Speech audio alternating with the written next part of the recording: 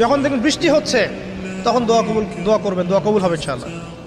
দোয়া করার আগে একবার বলবেন আলহামদুলিল্লাহ, কমপক্ষে একবার বলবেন আলহামদুলিল্লাহ রাব্বিল আলামিন, একবার কমপক্ষে।